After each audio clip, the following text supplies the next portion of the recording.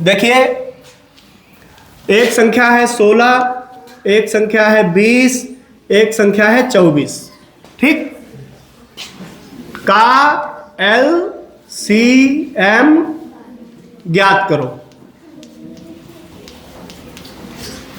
देखिए ध्यान से, 16, 20 और 24 का LCM ज्ञात करना है। सरलता से इसको हम एक क्रम में लिख लेंगे, 16, 20 और 24।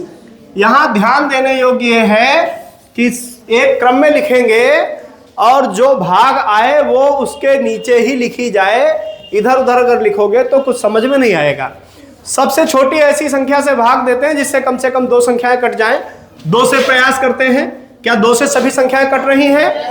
हाँ, 2 का ऐसा पहाड़ा पढ़ेंगे जो 16 से ज्यादा ना हो, तो 2 8 16 आ गया। जितनी बार पहाड़ा पढ़े उतना नीचे लिख लें। फिर 2 दहाम 20, फिर 2 12 24, मतलब 12 दूना 24, यानी कि 2 एक कम 2, 2 दूनी 4। फिर देखेंगे क्या 2 से फिर कट रहा है? 2 चक्कू 8, 2 पंचे 10, 2 छंग 12। फिर देखेंगे क्या 2 से कट रहा है?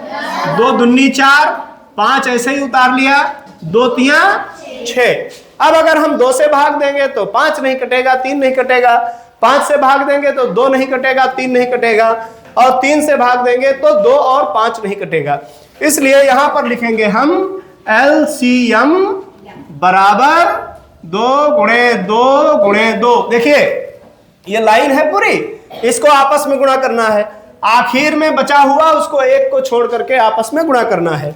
2 गुणे 2 गुणे 2 गुणे 2 गुणे 5 गुणे 3।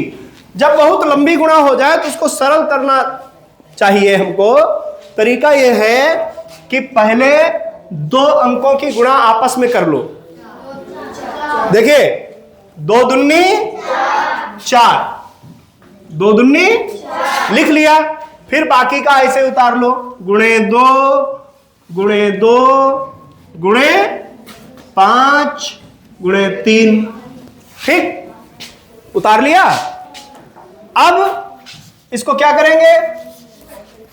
अब इसको फिर सरल कर लें।